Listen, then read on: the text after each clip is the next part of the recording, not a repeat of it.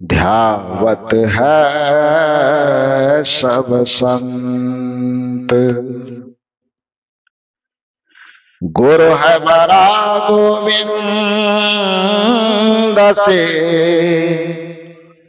मन में देख विचार।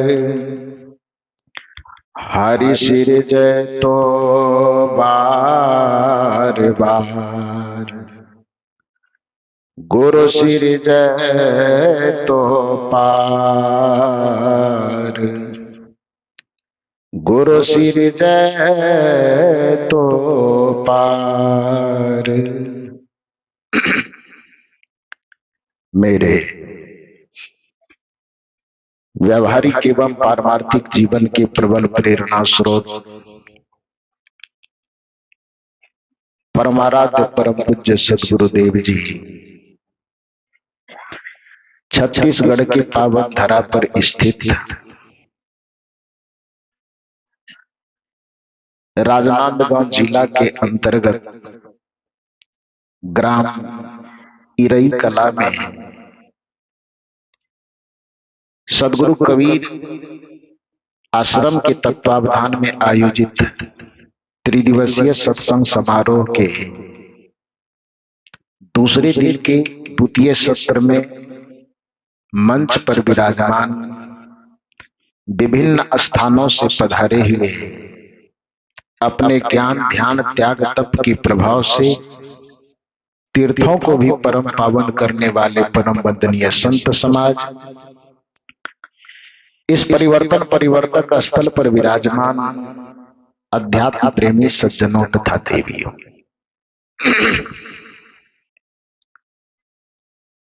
अभी हम लोग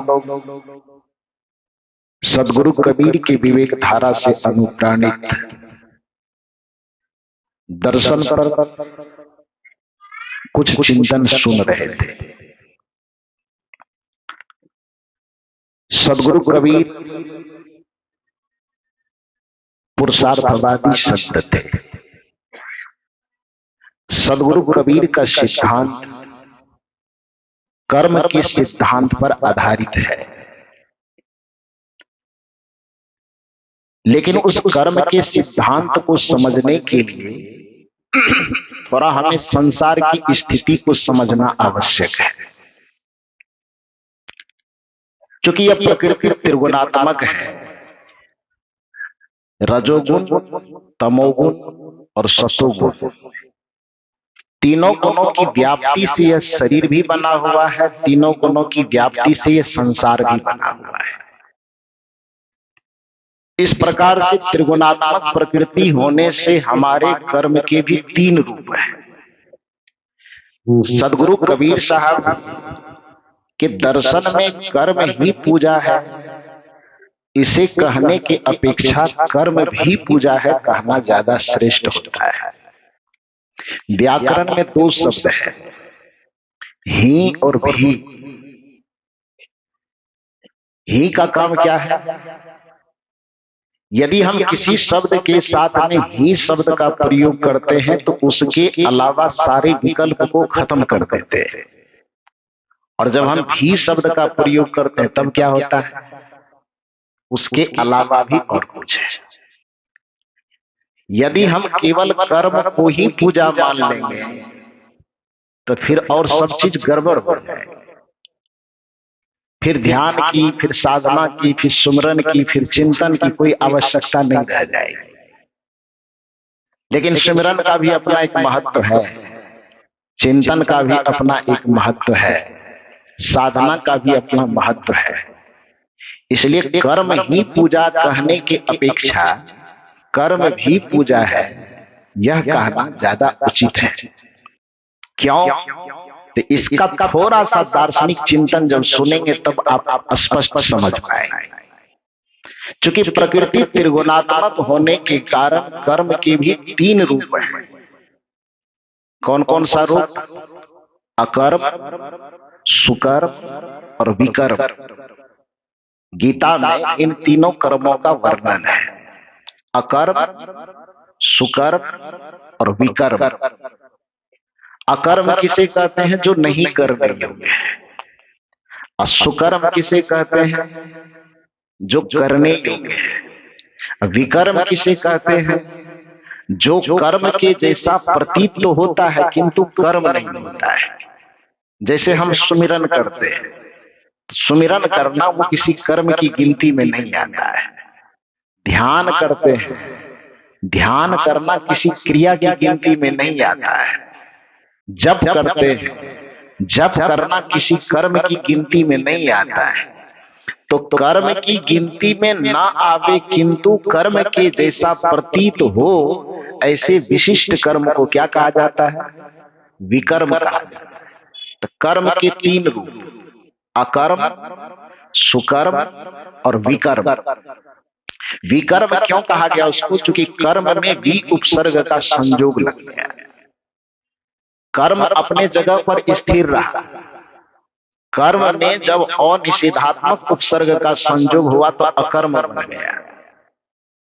अकर्म को आप कुकर्म भी कह सकते हैं, क्योंकि अ और कु ये संस्कृत साहित्य का दोनों निषेधात्मक उपसर्ग है, जो अर्थ को, किसी भी शब्द के अर्थ को पलट देता है।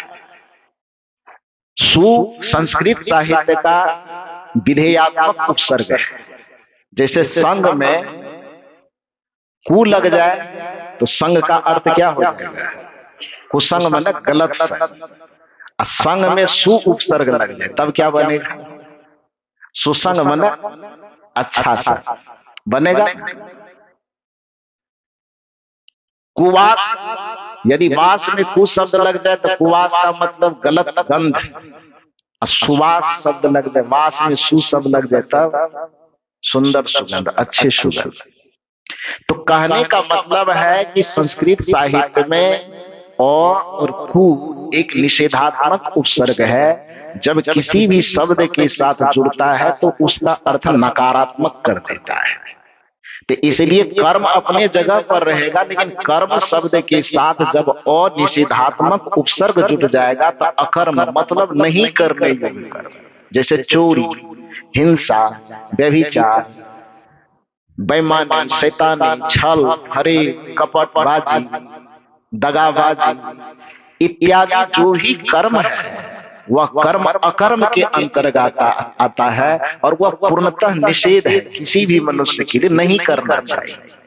चोरी नहीं करनी चाहिए, हिंसा नहीं करनी चाहिए, व्यभिचार नहीं करना चाहिए, क्योंकि वह अकर्म के अंतर्गत आता है। अब दो चीज आता है, एक सुकर्म और दूसरा विकर्म। सुकर्म जो है वह सुकर्म पूजा नहीं होता, वह सेवा होता है। क्योंकि आप इंद्रियों के स्तर से जो अच्छा काम करते हैं वह पूजा नहीं होता, पूजा के सदृश होता है। जैसे कोई व्यक्ति, हमारा पिता किसी का कितना होता है? एक ही होता है, लेकिन पिता के समान लोग कितना होता है? उसकी कोई गिनती है? पिता होना एक अलग बात है, अब पिता के समान होना एक अलग बात है। मां होना एक अलग बात है, अब मां के समान होना एक अलग बात है। इस पूरे संसार में किसी भी मनुष्य के पिता एक ही होंगे, मां एक ही होगी, लेकिन सार्वभौमिक दृष्टि जब अपनाने के लिए कही जाती तो मातृवत परदारेषु की दुनिया के जितनी स्त्रियों को देखो तो अपनी मां के जैसा देखो। इसमें अंतर है। मां का होना अब मां के जैसा होना, पिता का होना अब पिता के जैसा होना, दोनों में आसमान और धरती का फर्क है। उसी तरह से जो विकर्म होगा वह पूजा होगा, लेकिन जो सुकर्म होगा वह पूजा नहीं होगा, क्योंकि पूजा के जैसा होगा। यही कारण है कि हमारे प्राचीन साहित्यों में, संस्कृत साहित्यों में संतों के बीच में कर्म को भी बंधन का एक रूप माना गया है। पाप पुण्य है दो बेड़ी, एक लोह एक सोने की। कर्म को भी बंधन का प्रारूप माना गया है, क्योंकि कुकर्म करेंगे आप तो पाप करेंगे, और सुकर्म करेंगे आप तो पुण्य करेंगे। न तो कुकर्म करने से आप बंधन से छूटेंगे और न सुकर्म करने से आप बंधन से छूटेंगे। क्यों नहीं छूटेंगे? तो संतों का चिंतन है कि पाप पुण्य है दो बेड़ी, एक लोह एक सोने केरी, कि पाप और पुण्य, कुकर्म और सुकर्म अंततः इस जीव के लिए दोनों ही बंधनकारी है। कैसे? तो उदाहरण देके समझाया गया कि शुभ कर्म से जो अर्जित पुण्य है वो सोने की बेड़ी है और कुकर्म से जो अर्जित पाप है वो लोहे की बेड़ी है। अब इसमें जितने लोग बैठे हुए हैं, कल्पना कीजिए कि किसी को हथकड़ी लगा करके जेल ले जाने की नौबत आ गई। अब प्रशासन आवे वो कहे कि आप जेल चलिए, लोहे की हथकड़ी दिखावे तो आप नकार दीजिए कि हमको जेल नहीं जाना है। तो प्रशासन एक युक्ति सोच करके आवे कि भैया लोहे की हथकड़ी ये नहीं पहनना चाहता है, तो ऐसा करते हैं कि सोने अथवा हीरे की एक हथकड़ी बनवाते हैं और सोना और हीरा की हथकड़ी लेकर के यहाँ आ जाए और आपको कहे कि जेल चलिए, बदले में आपको हीरा का हथकड़ी पहनाना चाहते हैं। तो कौन कौन पहनना चाहेंगे? हाथ उठा के थोड़ा सा बताइए। आज भेज ही दे उसको बढ़िया जगह पे। है कोई तैयार? क्या कोई तैयार है? कोई तैयार होंगे कभी भी? संत का चिंतन है कि पाप पुण्य है दो बेड़ी, यानी शुभ कर्म और अपकर्म दोनों क्या है? बेड़ी है। अंतर थोड़ा सा है कि पाप कुकर्म से जो बेड़ी बनती है वो लोहे की बेड़ी बनती है और सुकर्म से जो बेड़ी बनती है वो सोने की बेड़ी बनती है। कुकर्म की जो बेड़ी है वो व्यक्ति को नरक तक ले जाता है और सुकर्म की जो बेड़ी है वो व्यक्ति को स्वर्ग तक ले जाता है। लेकिन महात्माओं का कहना होता है, संतों का कहना होता है कि न तो हमें नरक से मतलब है, न हमको स्वर्ग से मतलब है, हमको तो मोक्ष और मुक्ति से मतलब है जो कर्म से प्राप्त नहीं होता है। कुकर्म से नरक प्राप्त होता है, सुकर्म से स्वर्ग की प्राप्ति होती है।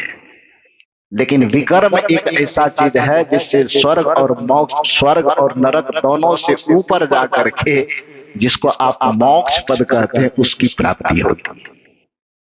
मोक्ष पद की प्राप्ति के लिए जो कर्म किया जाता है वो कर्म विकर्म की गिनती में आता है। असल में वो कर्म पूजा है जिसको विकर्म कहते हैं। लेकिन कर्म के जो दो रूप हैं, एक तो अकर्म, उसको छोड़ ही देना है, उसको तो बिल्कुल नहीं करना है। लेकिन सुकर्म जो करना है तो उस सुकर्म को हल चलाने को हम पूजा के जैसे तो कह सकते हैं, लेकिन उसको पूजा नहीं कह सकते। व्यापार करने को हम पूजा के जैसे बनाना चाहिए, हमको पूजा के जैसे कह सकते हैं, लेकिन उसको पूजा नहीं कह सकते, क्योंकि मैंने दो शब्द का प्रयोग किया, ही का और भी का। कर्म पूजा भी है लेकिन कर्म ही पूजा है ये नहीं होगा। क्योंकि हल चलाना यदि पूजा होगा तो फिर सुमिरन करना फिर क्या होगा? जब करना क्या होगा? जिसको कबीर साहब के सुमिरन सुरत लगाई के मुख ते कछु न बोल, बाहर के पट बंद कर अंतर के पट खोल। फिर ये कौन सा कर्म हो जाएगा?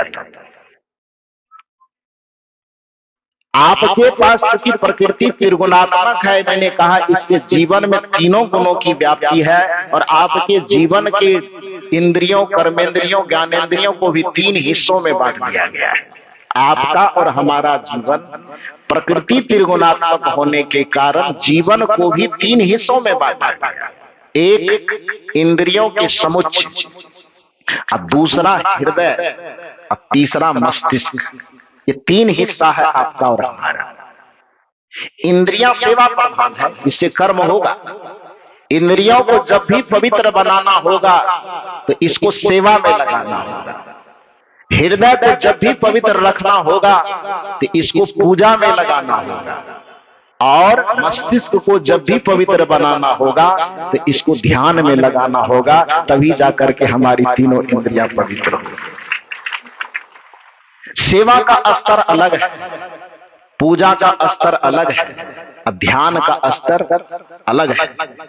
इसलिए कबीर साहब ने जब व्यक्ति को मुक्ति का रास्ता बताया तो तीनों के लिए अलग अलग कैटेगरी बताई कि सरगुण की सेवा करो, निर्गुण का कर ज्ञान। दो स्थिति हो गई, सेवा और ज्ञान। सरगुण निर्गुण से परे, परे कह दिया तो तीसरा आ गया कि नहीं आ गया? सगुण, निर्गुण और उससे परे, तो दो स्टेज हुआ कि तीन स्टेज? तीन हुआ ना। सरगुण की सेवा करो, क्योंकि सरगुण इंद्रियों से संबंधित है। जब भी आप अपने इंद्रियों को पवित्र रखना चाहते हैं तो सेवा को पूजा के जैसा बना लीजिए। जो सेवा आप कर रहे हैं, जो कर्म कर रहे हैं, शुभ कर्म, आप क्योंकि वह शुभ कर्म आपका अस्थायी रूप से पूजा है नहीं, उसको पूजा के जैसा आपको बनाना है। उन्नति का साधन सेवा है, जिससे आत्म शुद्धि होती है। उन्नति का साधन सेवा है, जिससे आत्म शुद्धि होती है। पर लोभी मोही अभिमानी, सेवक पद पाना क्या जाने। जो लोभी होगा, जो मोही होगा, जो अभिमानी होगा, और सेवा के भाव को समझ ही नहीं पाएगा कि सेवा होता क्या है। लेकिन आज तक धरती पर किसी भी की इंद्रियां पवित्र होगी, पैर पवित्र होगा, हाथ पवित्र होगा, मुंह पवित्र होगा, तो सेवा के कारण। क्योंकि कबीर साहब कहते हैं कि ये सारी इंद्रियां आपको सेवा करने के लिए मिला है। लोगों ने कबीर साहब से पूछा कि ये शरीर के सारे हिस्से हमें मिले क्यों, इसका काम क्या है? तो कबीर साहब ने कहा है, मत कर मोह तू, मत कर मोह तू, हरि भजन को मान रे तू, हरि भजन को मान रे। इस भजन में कड़ी आती है, नयन दिए हरि रस करन को। आंख क्यों दिया है? हरि का दर्शन करने। अब कल मैं समझा चुका हूं कि हरि किसे कहते हैं, बताया हूं। जो नहीं आया हम वो चूक गए, उसको पता नहीं, लेकिन कल यह अध्याय पूरा हो चुका है। प्रत्यक्ष रूप में हरि, हम गुरु को हरि कहते हैं। क्यों? क्योंकि हरि की परिभाषा है जो हरण करने की क्षमता रखता हो उसको हरि कहा जाता है। सूर्य को हरि कहा गया क्योंकि वो अंधकार को हरण करने की क्षमता रखता है। सांप को हरि कहा गया क्योंकि काट लेने पर आदमी के प्राण को हरने की क्षमता रखता है। चोर को हरि कहा गया क्योंकि चोर जब आपके घर में प्रवेश करता है तो आपके सोना चांदी को हरने की क्षमता रखता है। और गुरु को हरि कहा गया क्योंकि जब ये आपके जीवन में प्रवेश करते हैं तो आपके जीवन के दुखों का हरण कर लेते हैं, इसलिए सदगुरु को हरि कहा गया। सदगुरु और संतों की परिभाषा ही यही है, दरबार में सच्चे सदगुरु के दुख दर्द मिटाए जाते हैं। दुनिया के सताए लोग यहाँ सीने से लगाए जाते हैं। जिसको पूरी दुनिया में कहीं कोई ठिकाना ना मिले, उसको जो ठिकाना देने वाला व्यक्तित्व होता है उसी को सदगुरु कहा जाता है। जो भगवान तक से ठुकराए चले जाए, फिर भी भगवान से ठुकराने पर भी जो एक दरवाजा हमें अपनाने वाला बचा रह जाता है, उस दरबार का नाम है गुरु का दरबार, उस दरबार का नाम है संत का दरबार। आप कहेंगे कि हो सकता है ये बनावटी बात कहते हैं, तो गोस्वामी जी से प्रमाण दीजिए। गोस्वामी जी रामचरितमानस में कहते हैं, राखै गुरु जो कोप विधाता, गुरु कोप नहीं को जगत राता। गोस्वामी तुलसीदास जी कहते हैं कि विधाता भी यदि कुपित हो जाए, कोप मन क्रोध, कोप का मतलब गुस्सा, राखै गुरु, गुरु रख सकते हैं कब? जो कोप विधाता, यदि विधाता भी विधाता माने भगवान कहेंगे, जिसको आप भगवान कहते हैं, जिसको आप परमात्मा कहते हैं, गोस्वामी जी कहते हैं कदाचित किसी कारण से भगवान और परमात्मा भी आपके ऊपर नाराज हो जाए, क्रोधित हो जाए, गुस्सा जाए, तो अभी भी चिंता की बात नहीं है, क्योंकि एक छाया है जो हमारी रक्षा करेंगे। वो छाया कौन सा है? गुरु की छाया। राखै गुरु जो कोप विधाता, लेकिन गुरु कोप नहीं को जगत त्राता। यदि कदाचित हमारे विचार, व्यवहार, आचरण से गुरु का ही हृदय कुपित हो जाए, तो फिर भगवान भी हमको बचाने के लिए नहीं आएगा। ये गोस्वामी तुलसीदास जी की मान्यता है कि राखै गुरु जो कोप विधाता, गुरु कोप नहीं को जगत त्राता। इसलिए जब भगवान भी दरवाजा अपना बंद कर दे, लेकिन गुरु यदि छत्र छाया लेकर के आपके सामने खड़े हो, तो आपको चिंता करने की, डरने की आवश्यकता नहीं है। ये सदगुरु कबीर साहब भी कहा करते हैं। गुरु को सिर पर राखिए, चलिए आज्ञा माही, कहीं कबीरता दास को तीन लोक डर नाही। साहब कहते हैं कि गुरु को अपने मस्तक पर धारण करके चलते हैं। मस्तक पे धारण करने का अर्थ गुरु की आज्ञा, गुरु के उपदेश, गुरु के आदर्श को जो अपने मस्तक में धारण करके चलते हैं, उसको तीनों लोकों में डरने की आवश्यकता नहीं। लेकिन दुर्भाग्य है कि आज लोगों के मस्तक पर गुरु के बजाय लोगों के दिमाग में, दिमाग पर तो नहीं, दिमाग में, पर और में का अंतर सब यहाँ चूंकि शिक्षाविद लोग जो बैठे हुए हैं, तो उतने व्याकरण की व्याख्या करूं, कहीं गड़बड़ हो जाए तो हम ही छड़ी खा जाए, तो इसलिए उतना ज्यादा व्याकरण नहीं लपेटेंगे। मूल रूप से समझिए कि में और पर का क्या अंतर है। में का मतलब अंदर, और पर का मतलब ऊपर, बाहर। तो कबीर साहब ने कहा गुरु को सिर पर राखिए, लेकिन उन्होंने पर की बात की। हम रहते तो कबीर साहब को कहते कि थोड़ा सा मिस्टेक हो रहा है गुरुदेव, पर की बात मत कीजिए, मैं की बात कीजिए। पर की बात कीजिएगा तो गुरु लोग बेचारा परेशान हो जाएगा। क्यों? क्योंकि पर की बात करे कोई कि गुरु को सिर पर राखिए, और चेला लोग कहे कि कबीर साहब की आज्ञा है कि जो गुरु होंगे उसको माथे पर रखना है, तो आपने हमको दीक्षा दिया है, तो आइए मेरे माथे पर बैठिए। सभी एक एक गुरु के हजार हजार शिष्य होते हैं, और हजारों शिष्य कहे कि नहीं आपको मेरे माथे पे बैठना होगा, तो गुरु जी को काट काट करके पनीर का पीस बनाना पड़ेगा। तो गुरु जी आफत में पड़ जाएंगे। तो गुरु को सिर पर राखिए के बजाय गुरु को सिर में राखिए। लेकिन गुरु सिर में रहेगा कब? आप कल्पना कीजिए कि एक महात्मा कोई गुरु को यदि आप आसन पर बैठाना चाहते हैं, आसन पर गुरुजनों को बैठाए हैं, तो क्या आप यहाँ पर गोबर छीट सकते हैं? क्या कचरा लाके छीट सकते हैं? यदि कचरा होगा भी तो उसको झाड़ बुहार करके पहले क्या करेंगे आप? साफ करेंगे, तब न गुरु को बैठाएंगे।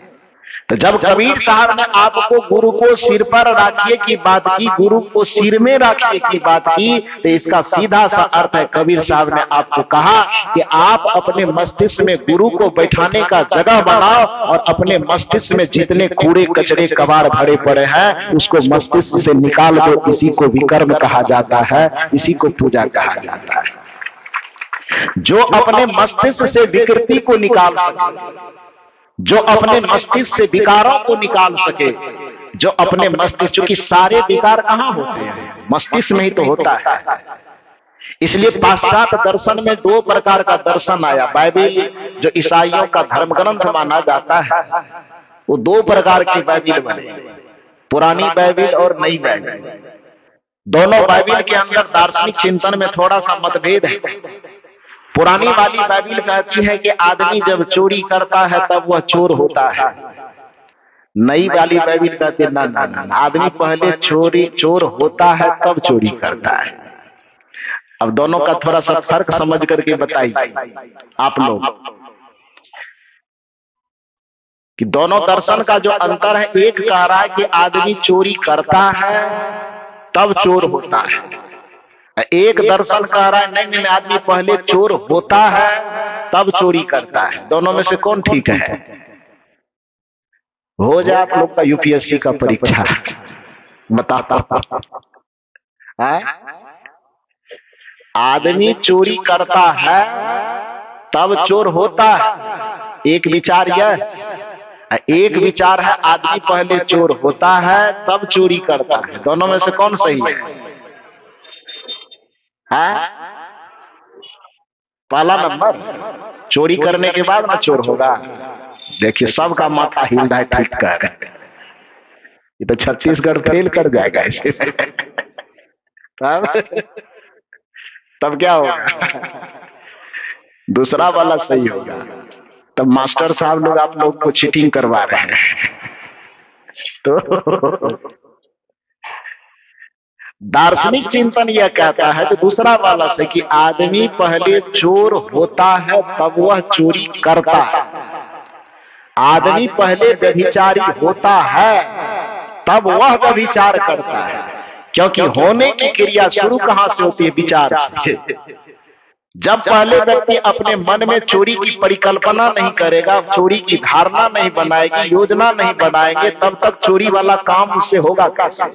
तो पहले विचार होगा तब न कर्म होगा, चोरी की प्लानिंग तैयार होगी दिमाग में तब न जाकर के कर्म करेगा आदमी। तो जिस समय आपके मस्तिष्क में चोरी के विचार पैदा हुए बीज के रूप में, उसी समय आप चोर हो गए।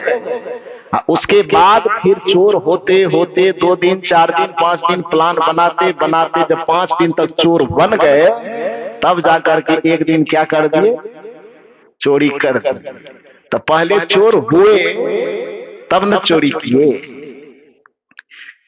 किसी का लूट करना है, व्यभिचार करना, कुछ भी कोई भी कर्म करने से पहले कर्म के विचार आपके मस्तिष्क में पनपते हैं, फिर उन विचारों के अनुरूप आपकी योजना बनती है, और योजना बनाते बनाते जब कई दिन बीत जाते हैं तब जाकर के फिर आप कर्म को करते हैं। तो पहले आप व्यभिचारी होते हैं तब व्यभिचार करते हैं, पहले आप बेईमान होते हैं तब बेईमानी करते हैं, पहले आप हिंसक होते हैं तब हिंसा करते हैं। होने की क्रिया विचार से होती है और करने की क्रिया इंद्रियों से होती है ना। तो इंद्रियों के कर्म को रोकना सुकर्म है, इंद्रियों के अकर्म को रोकना सुकर्म है। इंद्रियां हमारी अकर्म न करे, कुकर्म न करे, इसको रोक लेना सुकर्म है। लेकिन विचारों से ही वो सारी गंदगी समाप्त हो जाए, उसी को विकर्म कहा जाता है, उसी को पूजा कहा जाता है। और यह सत्संग मूल रूप से इस बात पे जोर नहीं देता है कि आपका कर्म होना पहले बंद हो। यह सत्संग इस बात पे जोर देता है कि आपके खोपड़ी में अकर्म सुकर्म कुकर्म कोई भी हो, उसका बीज ही पनपे नहीं। माथे से सारे अकर्मों के बीज को ही मिटा करके खत्म कर दिया जाए, और वह बीज जब भी खत्म होगा तो आपके केवल ध्यान के चिंतन से खत्म होगा। इसलिए ध्यान को भी कर्म की संज्ञा प्राप्त है, ध्यान को कर्म की संज्ञा प्राप्त नहीं है।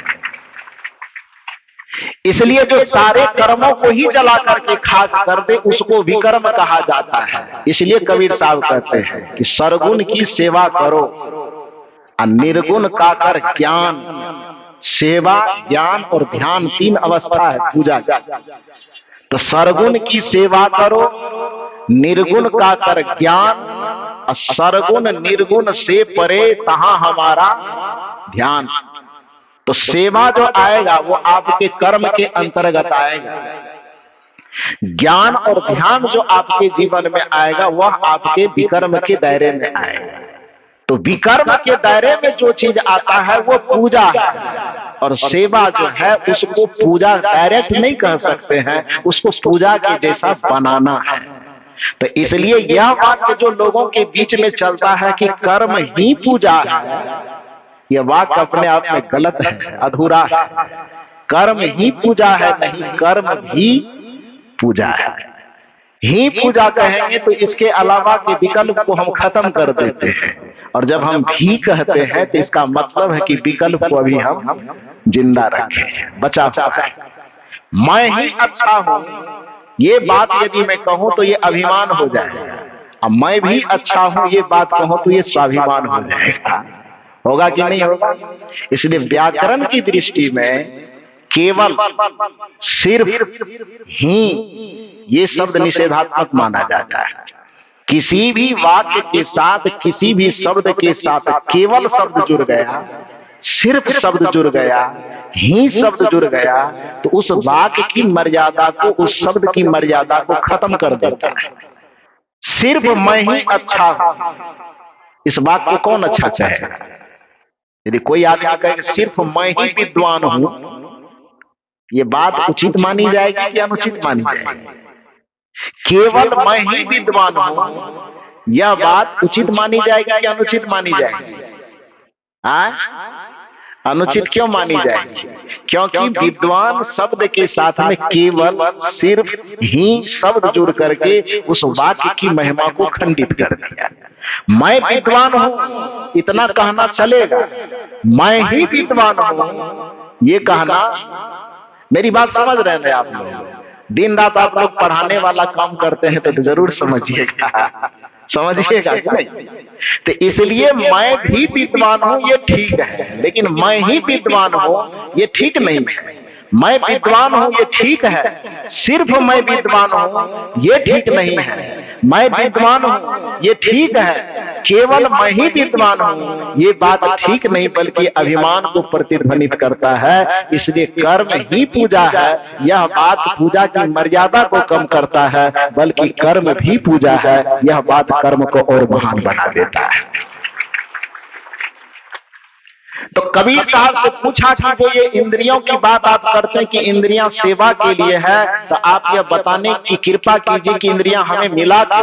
तो कबीर साहब ने बताया, मत कर मोह तू,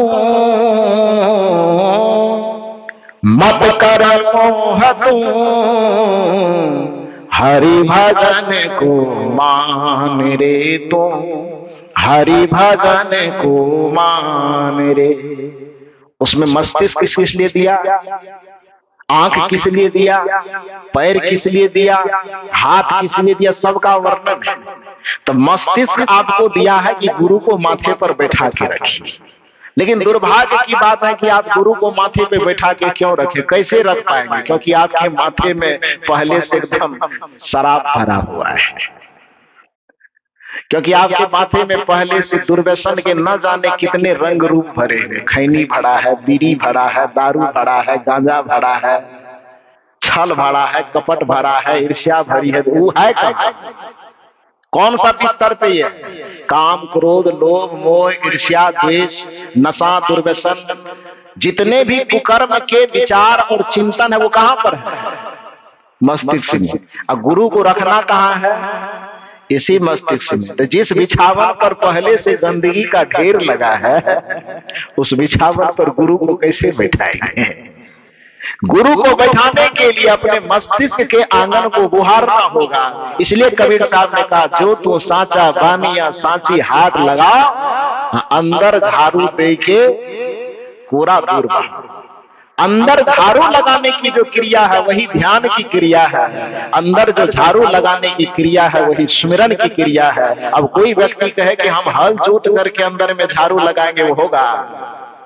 नहीं होगा ना। हल जोतने से भूख जरूर मिट जाएगी, लेकिन हल जोतने से विचारों की शुद्धि का कोई सवाल होता है क्या? आप लोग मेरी बात से सहमत हैं कि नहीं? क्योंकि हल सेवा का कार्य है, उसको पवित्रता पूर्वक करने से लोगों के रोजी रोटी की व्यवस्था की जा सकती है, भूख मिटाई जा सकती है। लेकिन हल चलाने से हमारे विचार की शुद्धि भी हो जाएगी। वो हल चलाने से विचार की शुद्धि का कुछ लेना देना नहीं है। रोड बनाने से लोग सड़क पे चलेंगे, सुविधा होगी, ये कर्म तो होगा, वो एक सेवा है, अच्छी बात है। लेकिन रोड बनाने से हमारे विचार शुद्ध हो जाएंगे, हमारा खैनी बीड़ी खाना पीना छूट जाएगा, ऐसा भी हो जाएगा क्या? वो नहीं होगा ना। तो वैचारिक शुद्धि नहीं हो सकती उससे। वैचारिक, जिस कर्म से लोगों को सुविधा मिले उस कर्म को सेवा कहते हैं, और जिस कर्म को करने से आदमी का चेतना और चिंतन शुद्ध हो उसी को विकर्म कहा जाता है, उसको पूजा कहा जाता है। तो इसलिए गुरु को सिर पर रखिए, या सिर पर के बदले सिर में रखिए की बात कीजिए। तो गुरु को सिर में रखने की जो भूमिका है, वह भूमिका आपके विकर्म को प्रतिपादित करता है।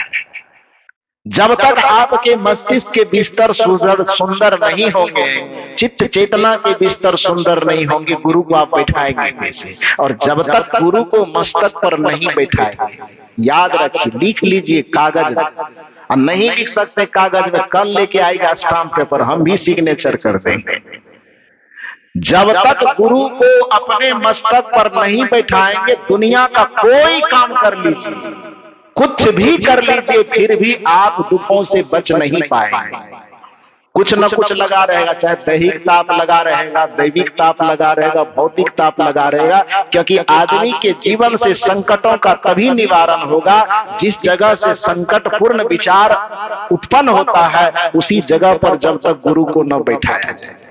क्योंकि प्रतिभा आपके मस्तिष्क पर जब बैठती है तभी आपके संकट दूर होते हैं। ये केवल आप कबीर पंथ के उदाहरणों से न समझो तो थोड़ा दूसरी जगह का भी उदाहरण हो सकता है आपके मन में हो कि ये लोग गुरु की भक्ति करते हैं, इसलिए गुरु की इतनी बड़ाई कर रहे हैं कि गुरु जी को कपार पे बैठाओ तो दुख से मुक्त हो जाओ। इसको थोड़ा दूसरे उदाहरण से भी समझ लो। श्रीमद् भागवत महापुराण सुने हैं कभी कि न सुने हैं? कभी न कभी मौका लगा हो, प्रत्यक्ष न भी सुने होंगे कभी। तो आजकल तो मीडिया का जमाना है, मोबाइल है, तो बिस्तर पर लेटे लेटे भी वृंदावन पास ही आ जाता है। आता ही नहीं आता है, जिसको मंगाना चाहो सब आ जाते हैं। तो उसमें यदि श्रीमद् भागवत कथा सुनने, समझने, देखने का कभी मौका लगा होगा तो उसमें एक कहानी जानते होंगे ना, कि कृष्ण जी के आगमन से पहले कंस को जब सूचना मिलती है कि देवकी को ससुराल पहुंचाने जा रहे हो, क्योंकि देवकी कंस की बहुत लाडली बहन थी, बहुत प्यारी बहन, इतना प्रेम करते थे वो देवकी जी से कि जब देवकी की शादी हुई वसुदेव जी से, वसुदेव कंस के परम मित्र थे और देवकी उसकी अपनी बहन जैसी थी। बहन से भी ज्यादा प्रेम करते थे, बहन से भी प्रेम उतना ही करते थे, वसुदेव से भी उतना ही प्रेम करते थे। दोनों कंस के प्रेम के कारण ही कंस ने ही देवकी और वसुदेव की शादी करवाई। और जब विदा होने लगे तब इसी से प्रमाण लगाइए कि कितना प्रेम करते होंगे कि रथ चलाने वाले सारथी को कंस ने कहा कि भैया तू आज रथ छोड़ दे, मैं राजा हूं दूसरे लोगों के लिए, लेकिन आज मुझे अपने बहन का भाई बनना है। और बड़े स्नेह, बड़े सम्मान के साथ सारथी को उठा करके कंस उस रथ पर बैठ करके अपने हाथ में घोड़ा का रस्सी थामते हैं और कंस ही रथ को चलाते हुए ले जाते हैं। तो जो एक राजा सारथी बनने के लिए तैयार हो जाएगा बिना प्रेमे का, प्रेम था ना बहन के प्रति मन में, बहन के प्रति आदर था। लेकिन उतना आदर करने के बावजूद भी जब कहा जाता है, कथा यह कहती है, जब आकाशवाणी होती है, अरे मूर्ख, जिसको तो इतना धूमधाम से विदा कर रहे हो, उसी के गर्भ से जो 8वां बच्चा पैदा होगा वो तुम्हारी मृत्यु का कारण बनेगा। बस वहां से घटना क्या घटती है, जिसको खुशी खुशी विदा करने के लिए ले जा रहे थे वो तो तलवार लेके तत्काल उसका गर्दन ही काटने वाले थे, वो गर्दन ही काट देते। लेकिन वसुदेव जी पैर पकड़े कि खतरा आपको देवकी से नहीं है, खतरा आपको देवकी के बच्चे से है, आकाशवाणी के अनुसार। तो इसको क्यों मार रहे हैं, इसको कम से कम छोड़ दीजिए। बच्चे से खतरा है तो मैं शपथ लेता हूं कि जितने बच्चे होंगे वो सारे बच्चे आपके पास पहुंचा दिया जाएगा, आप उसको ही खत्म कर दीजिएगा, देवकी को कुछ मत करिए। तो चूंकि पहले से तो दिल में था ही उसके प्रति श्रद्धा, और वसुदेव जी जैसा कहे तो मान भी गए और कारागार में बंद कर दिया। जाने का मौका लगा है किसी को? मथुरा गए हैं इसमें से कोई? इसमें से कोई गए हैं? आप गए हैं? आप भी गए हैं? हाँ, मथुरा गए हैं तो देखे हैं हथकड़ी कितना मोटा है, देखे हैं? मैं आश्चर्यचकित हो गया जब ऊपर चढ़ा मंदिर पर, तो सोचिए कंस कितना अत्याचारी होगा। वो जिस जेल में उनको रखा गया था, जो है अब हकीकत है कि क्या है मैं नहीं पता मुझे, लेकिन अभी जो माना जाता है कि जिस जेल के अंदर उनको रखा गया था, मैं छत के ऊपर जब चढ़ के देखा ना, तो उसके दीवार की चौड़ाई इतनी है कि उस दीवार पर आप स्कॉर्पियो को राउंड करवा सकते हैं। समझ रहे हैं? दीवार की जो मोटाई कहते हैं उसको क्या कहते हैं, चौड़ाई कहिए मोटाई कहिए, तो उस पर आप स्कॉर्पियो को राउंडिंग करवा सकते हैं, हो जाएगा। कि उसकी जो हथकड़ी है, मैंने कोशिश किया कि एक बार उठा के देखता हूं उठता है कि नहीं। सारी ताकत लगाने के बाद बजरंगबली का नाम भी लिए फिर भी नहीं उठा।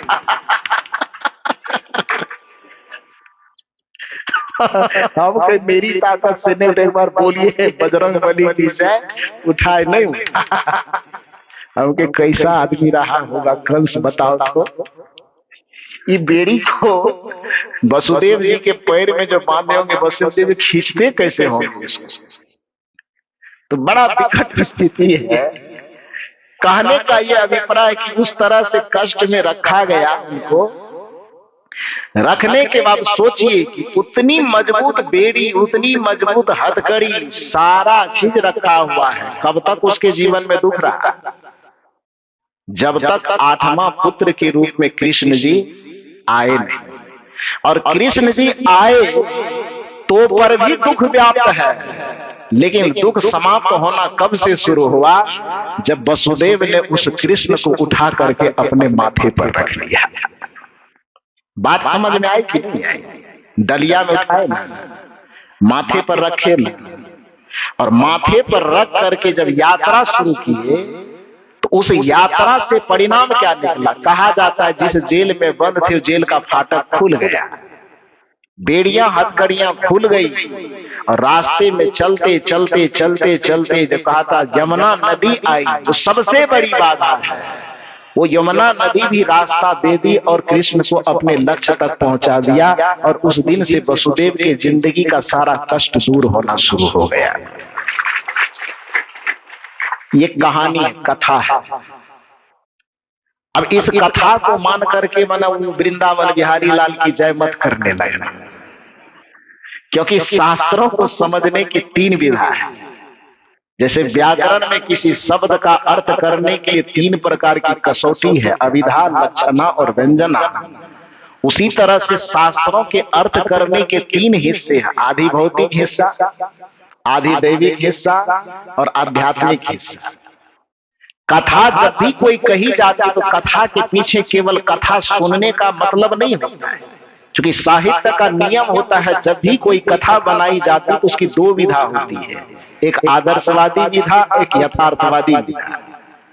यथार्थवादी विधा का अर्थ होता है जो घटना सचमुच में घटित हुई हो उसको ज्यों का त्यों कहानी बना करके लिख देना, उसको यथार्थवादी विधा कहा जाता है। और आदर्शवादी विधा का अर्थ होता है कि घटना सच में घटी हो कि न घटी हो उससे कोई मतलब नहीं, लेकिन एक अच्छा संदेश देने के लिए, लोगों को एक अच्छा उपदेश देने के लिए जब भी कोई कहानी बनाई जाती है तो उस कहानी के सच और झूठ को नहीं देखा जाता, बल्कि उस कहानी के संदेश को देखा जाता है। उसी को आदर्शवादी विधा कहा जाता है। तो इसलिए पोथी पुराण और शास्त्रों की कथा को जब सुनिए तो खाली यथार्थवादी चश्मा मत लगाइए। यथार्थवादी चश्मा लगाएंगे तो बहुत चीज झूठ हो जाएगा, बहुत चीज सच हो जाएगा।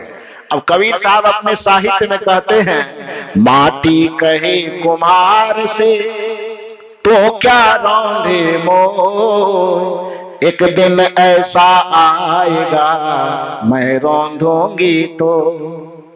इसको यथार्थवादी दृष्टि से देखेंगे कि आदर्शवादी दृष्टि से? थोड़ा जोर से बोलिए। यथार्थवादी नहीं देखेंगे। यथार्थवादी दृष्टिकोण से देखेंगे तो आप बताइए कि मिट्टी को मुंह कब से हो गया जो बोलना शुरू कर दिया? और मिट्टी को मुंह है ही नहीं तो बोलेगी कैसे जो कबीर साहब सुन लिए? वास्तविकता यह नहीं है कि मिट्टी बोल सकती है, और वास्तविकता यह भी नहीं है कि मिट्टी की बात को कबीर साहब सुन सकते हैं। यथार्थ यह नहीं है, यह एक आदर्श है। कि मिट्टी न बोल रही है, फिर भी मिट्टी के मुख से बुलवाया जा रहा है, एक संदेश बुलवाया जा रहा है। तो मिट्टी बोल नहीं सकती, किंतु उस मिट्टी के मुख से संदेश को निकाला जा सकता है। मिट्टी के स्वर को कोई सुन नहीं सकता, फिर भी उसको सुन करके एक दुनिया को संदेश दिया जा रहा है कि माटी कहे कुम्हार से तू क्या रौंदे बोझ, एक दिन ऐसा आएगा मैं रौंदूंगी तो। अर्थात दुनिया को इस संदेश दिया जा रहा है कि किसी कमजोर को सताओ नहीं, वरना मिट्टी को सताने वाला जैसे मिट्टी के अंदर दफन हो जाता है, यदि तुम कमजोरों को सताओगे तो एक दिन कमजोर भी तुमको दफन कर सकता है। यह संदेश सदगुरु कबीर साहब का है। लाचार लोगों को मत सताओ, जो विवश है उसको सताओ मत। निर्बल को न सताइए वाकी मोटी हाय, बिना जीव के श्वास से लोह भस्म हो जाए। ये कबीर साहब कहते हैं निर्बलों को मत सताओ। निर्बलों को सताओगे तो संकेत देखो, जो मिट्टी मुख है, जो बोल नहीं सकती, उस निर्बल को यदि कोई पैर से रौंदना चाहता है तो कभी न कभी मौका पा करके वह मिट्टी भी रौंदने वाले को दफन करके रौंद देता है। तो यह संदेश है सकारात्मक संदेश। इसलिए यथार्थवादी दृष्टिकोण से मिट्टी न तो बोल सकती है, न मिट्टी की बोली बात को कोई सुन सकता है। बात समझ में आई कि नहीं आई? तो उसी तरह से जब ये कहानी कही जाए कथाओं में, तो कथाओं की कहानी सुन करके खाली वृंदावन बिहारी लाल की नहीं करना है। तब क्या करना है? थोड़ा दिमाग लगा करके सोचना है कि कहना क्या चाहते। कहना यही चाहते हैं कि जो सदगुरु कबीर साहब ने कहा कि गुरु को सिर पर राखिए, तो गुरु का मतलब कोई व्यक्ति नहीं होता है, गुरु का मतलब प्रतिभा होता है, गुरु का मतलब चेतना होता है, गुरु का मतलब ज्ञान होता है। जो सदगुरु कबीर साहब ने आपको अपने मस्तिष्क पर एक परम चेतना को, एक ज्ञान चेतना को रखने की बात की, वसुदेव ने भी अपने माथे पर कृष्ण की एक चेतना को अपने माथे पर जब रखा तो उसके जीवन से दुखों का नाश हो गया, उसके जीवन से कष्टों का संहार हो गया। कहने का अभिप्राय यह है कि जब आपके मस्तिष्क पर कोई ज्ञान की चेतना, कोई प्रतिभा की चेतना सवार होती है, तब आपके जीवन से दुखों का अंत होना शुरू हो जाता है। इसलिए वसुदेव ने कृष्ण को गुरु के रूप में वर्ण किया, माथे पर रखा। आपको कृष्ण को अपने माथे पे रखने की आवश्यकता नहीं। आप जिनसे दीक्षा लिए हैं, जो आपका इष्ट है, अपने इष्ट को अपने माथे पे रखिए। भले ही आप राम को इष्ट मानते हैं तो राम को ही रखिए, भले आप शिव को इष्ट मानते हैं तो अपने माथे पे शिव के आदर्श को रखिए, भले ही आप कबीर साहब को अपना इष्ट मानते हैं तो कबीर साहब के आदर्श को अपने माथे पर रखिए। भावार्थ यह है कि जिसे आप अपना इष्ट और आदर्श मानते हैं, उसके ज्ञान चेतना को अपने मस्तक पर धारण कीजिए, तो आपके जीवन के सारे दुख का अंत होना शुरू हो जाएगा। गुरु को सिर पर राखिए, चलिए आज्ञा माए, कहा कबीरता दास को तीन लोक डरना। तो इसलिए मस्तिष्क आपको मिला था गुरु को धारण करने के लिए, लेकिन आपने धारण क्या किया? शिखर के पुड़िया इसमें रखे, इसी में ना है। अरे इसमें है तब न मुंह में जाता है। सिगरेट जो धोख करके नाक से एकदम ईंट के भट्ठा की तरह निकालते हैं डिजाइन, पता ही नहीं चलता है कि आदमी की नाक है कि चिमनी का भट्ठा है। सिगरेट पी करके इतना धुआं भीतर में लेता है कि आदमी को पता भी नहीं चलता भीतर में किडनी लीवर है कि सिंगापुरी केला। धोकनी मार मार करके पकाता है। तो कबीर साहब ने कहा कि इसके लिए तुमको ये सब चीज नहीं मिला है। तब क्यों मिला है? मत कर मोह तू, मत कर मोह तू, हरि भजन को मान रे तू, हरि भजन को मान रे। उसमें सब चीज का वर्णन है कि क्यों मिला है। नयन दिए हरि का रस कराने को, हरि का दर्शन करने के लिए नयन मिला। लेकिन कौन कौन आदमी ईमानदारी से हरि दर्शन करता है? गुरु का दर्शन ईमानदारी से कौन कौन करता है? 100 में यदि 1% आदमी भी गुरु के दर्शन स्वाभाविक रूप से करते हो, यदि ऐसा हो जाता तो इरई कला में इतने आदमी है क्या? और भी सब इरई कला वाला तो है नहीं। 30, 40, 50 किलोमीटर दूर दूर से लोग आए। हाँ, सही कह रहा हूं कि गलत कह रहा हूं? सही कह रहा हूं। आधा से ज्यादा बाहर के हमारे कुमार साहब बता रहे हैं। हाँ, तो आप ये मत सोचिए कि मैं बिहार से आया तो मैं कुछ नहीं जानता। मेरे अगल बगल में सब काम सब लगे हुए हैं। तब ये सौभाग्यशाली होनी मेरा सौभाग्य है कि मेरे दाएं भी महात्मा बैठे हैं, मेरे बाएं भी महात्मा बैठे हैं, और बीच में मैं खेल रहा हूं। दोनों तरफ से मेरे हाथ को पकड़े हैं, क्योंकि नीति यह कहती है कि जिसका हाथ महात्मा पकड़ लेते हैं उसके हाथ को परमात्मा कभी नहीं छोड़ता है। जिसके हाथ को महात्मा पकड़ लेते हैं उसकी हस्ती सदैव जिंदा रहती है, और जिसकी हस्ती जिंदा रहती है उसी की मस्ती जिंदा रहती है। जिसकी हस्ती जिंदा है उसी की मस्ती जिंदा है, और जिसकी मस्ती जिंदा है उसी व्यक्ति की मुक्ति भी जिंदा है। इसलिए जो व्यक्ति मुक्त होना चाहता है उसको सदैव मस्त रहने का प्रयास करना चाहिए। हमारे परम पूज्य सदगुरु श्री ज्ञान साहब भी शायरी कहा करते थे बराबर, जिंदगी में जिंदगी का, बोल दीजिए ना, बहुत सुने हैं आप लोग। 42 साल से सुन रहे तो भी हम ही से बोलवाइएगा। बोलिए जरा बढ़िया से, जिंदगी में जिंदगी का राज पाना चाहिए, और मन और इंद्रियों को याद नहीं है। बड़ा गड़बड़ विद्यार्थी है आप लोग जी। 41 साल से पढ़ने के बावजूद भी भूल गए हैं तो कैसे काम चलेगा? होमवर्क लेके जाइए, कल याद करके आइएगा, कल फिर पूछूंगा। होमवर्क ठीक नहीं हुआ तो आप लोग जितना विद्यार्थी को सजा दिए हैं तो एक दिन आप लोगों से बदला ले लेंगे।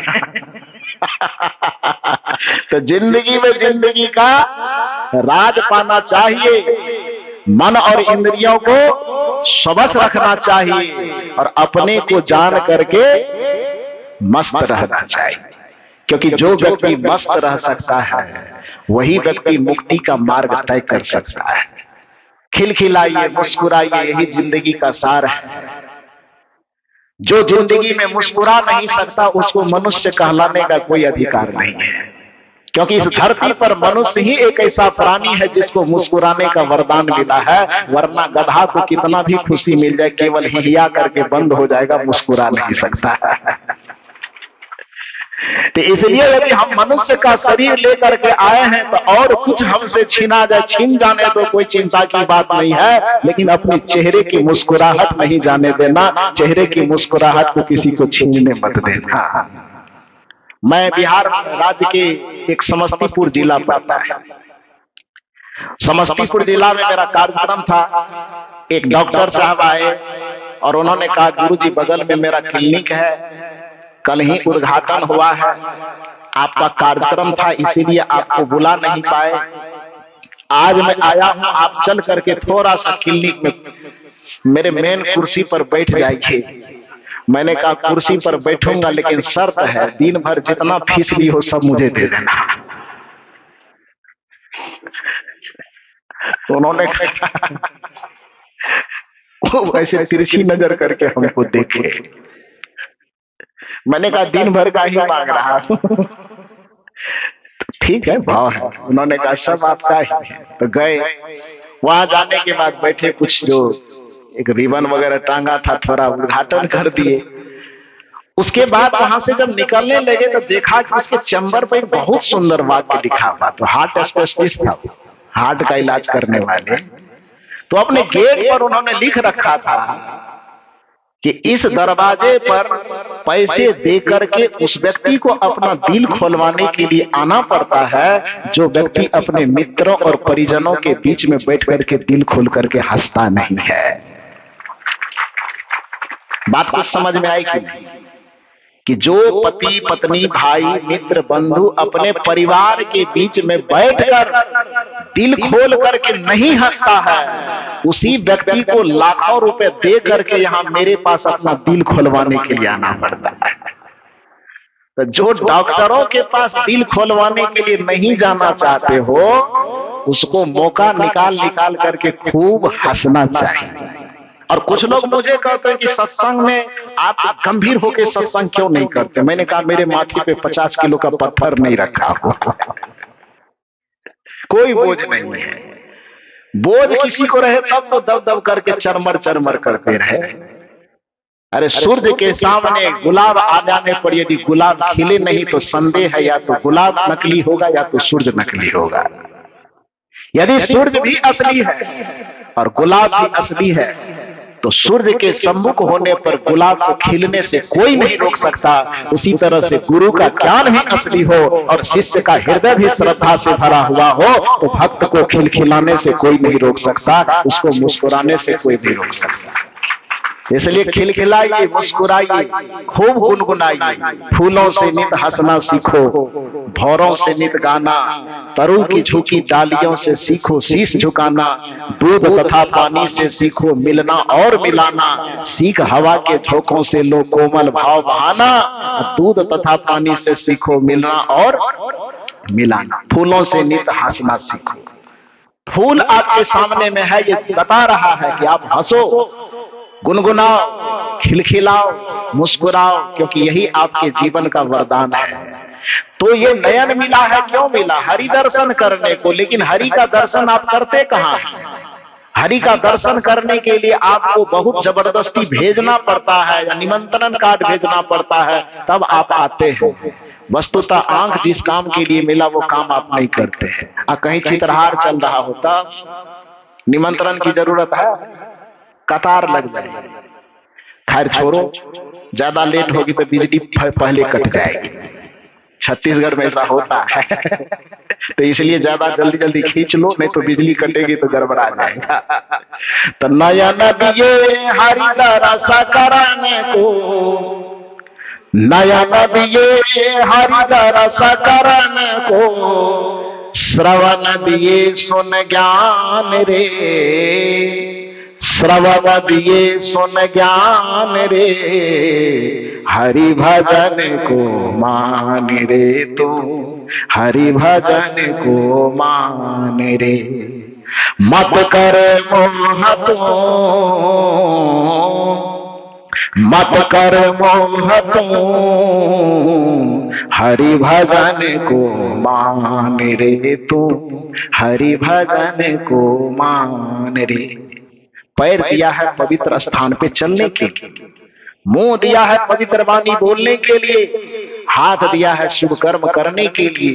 तो इंद्रियों का जो समुच्चय आपको मिला है वह कुकर्म करने के लिए नहीं मिला है, वह सुकर्म करने के लिए मिला है। तो कुकर्म त्याज है, सुकर्म करने योग्य है। लेकिन ध्यान रहे, सुकर्म करने से भी आपकी मुक्ति होने वाली नहीं है। सुकर्म करने से आपका व्यवहारिक जीवन व्यवस्थित होगा, सुकर्म करने से आपको सुविधा मिलेगी, लेकिन सुकर्म करने से ही आपको शांति मिल जाएगी ऐसा नहीं होगा। शांति मिलने के लिए न तो कुकर्म करना है न सुकर्म करना है, बल्कि कुकर्म और सुकर्म दोनों से ऊपर उठ करके सुमिरन और ध्यान करना है। यही विकर्म कहलाता है, उसी को पूजा कहा जाता है। इसलिए कहा गया कि सरगुण की सेवा करो, निर्गुण का कर ज्ञान, सरगुण निर्गुण से परे तहां हमारा ध्यान। और उस ध्यान की स्थिति में पहुंचने के लिए जिसे पूजा का वास्तविक प्रारूप कहा जाता है वह यही है कि सुमिरन सुरत लगाई के, मुखते कछु न बोल, अब बाहर के पट बंद कर अंदर के पट खोल। और अंदर का पट खोल करके करना क्या है? तो एक काम करना है, घूंघट के पट खोल रे तो को पीव मिलेंगे। वह घूंघट का पट खोलना जब भी संभव होगा तो वह किसी कर्म से नहीं होगा, वह ध्यान से ही होगा। इसलिए ध्यान को अध्यात्म के क्षेत्र में विकर्म माना जाता है। कर्म, अकर्म, सुकर्म और विकर्म। अकर्म जो त्याग है, सुकर्म जो सेवा है, और विकर्म जो ध्यान और पूजा का विषय है। इसलिए सेवा जनित कार्य को हम पूजा ही नहीं कहेंगे, सेवा जनित कार्य को हम पूजा भी कहेंगे। ही और भी का अंतर समझिए। ही वह शब्द है जो विकल्प को मार देता है, और भी वह शब्द है जो अपना अस्तित्व रखते हुए भी दूसरे अस्तित्व को जिंदा रखता है। बात समझ में आई? इसलिए कबीर साहब जो कहते हैं जो कुछ करो सो पूजा, तो वह जो कुछ करो सो पूजा को, जो कुछ कर्तव्य को पूजा नहीं बता रहा, पूजा के समान बता रहा है। आप उस पूजा के समान भावना बना करके कर्म कीजिए, सेवा कीजिए, इससे आपका व्यवहारिक सुख तो आपको मिलेगा ही, आपके उस व्यवहार से दूसरे को भी सुख मिलेगा। तो इंद्रियों के माध्यम से सेवा कार्य और इंद्रियों के माध्यम से होने वाले कुकर्म को, अपकर्म को हमें छोड़ देना है। इंद्रियों से होने वाले सुकर्म को हमें पूजा के समान करना है, और संत गुरुजनों के माध्यम से युक्ति विधि जान करके हमें सुमिरन, ध्यान और चिंतन भी करते रहना है। जब ये कार्य हम करेंगे तो अकर्म छूटेगा, सुकर्म व्यवस्थित होगा, और विकर्म से जो हमारी मुक्ति का मार्ग तय होगा, तभी हमारा जीवन सार्थक और सफल होगा। बस इतना ही निवेदन करके आप सबों को बहुत बहुत साधुवाद कि इतना देर तक मेरी बातों को इतना शांतचित्त होकर के सुने। गुरुदेव करे कि आपकी भी हस्ती जिंदा रहे, गुरुदेव करे कि आपकी भी मस्ती जिंदा रहे। हस्ती और मस्ती जिसकी जिंदा ना रहे वो जबरदस्ती जिंदा रहे। जिसका हस्ती मस्ती नहीं रहेगा तो जबरदस्ती है ना वो। हाँ, तो जबरदस्ती वाला कोई ना रहे, सब हस्ती वाला भी रहे और मस्ती वाला भी रहे। करना ही चाहिए। कबीर साहब के लाइन से थोड़ा सा हट करके बात कीजिए, फिल्मी दुनिया में चाहिए। रोते रोते, हाँ देखिए सब चहकने लगा। तब कबीर साहब से टॉपर बीजक यही है। बीजक याद नहीं है लेकिन गाना याद है। रोते रोते हंसना सीखो, हंसते हंसते रोना। लेकिन गाना भी याद करो तो गाना में भी बीजक का पॉइंट ही घुसेगा, क्योंकि जो बीजक कह रहा है कि बहुत दुख दुख की खानी तब बची हो जब राम ही जानी, तो फिल्म का गाना ही क्यों न सुनो, अध्यात्म का सार वहां भी बैठा हुआ है। रोते रोते हंसना सीखो, हंसते हंसते रोना। बीजक कैसे प्रवेश किया हुआ है? तो जितनी चाबी भरी दुकान में, क्या बोले? जितनी चाबी भरी मकान में, इधर से मकान बोल रहा है क्या? तब क्या बोल रहे हैं? जितनी चाबी भरी मकान में, ना गड़बड़ हो गया दुकान में। तब क्या? राम दुनिया की चीज है कि राम अध्यात्म की चीज है? लोगों को लगता है कि दुनिया की चाबी भर के दुकान, मकान, रुपया, पैसा, सोना चांदी की चाबी भरवा करके हम मस्ती खरीद लेंगे। वो होगा? गुरु के पास आना पड़ेगा। जितनी चाबी भरी राम ने उतना चले खिलौना। आगे आप गाइए ना, हम अकेले गाएंगे कर्जा खाए आपका। गाइए। जितनी चाबी भरी राम ने उतना चले। इतना कमजोर से क्यों गा रहे हैं? गड़बड़ लग रहा है। कमजोर से गाएंगे तो रात भर ऐसे इतने पॉइंट पर अटके रह जाएंगे, एक के पंक्ति को रात भर दोहराएंगे, तो रात भर आपको बैठना ना पड़े, इसलिए जोर से दोहराएंगे। जितनी चाबी भरी राम ने उतना चले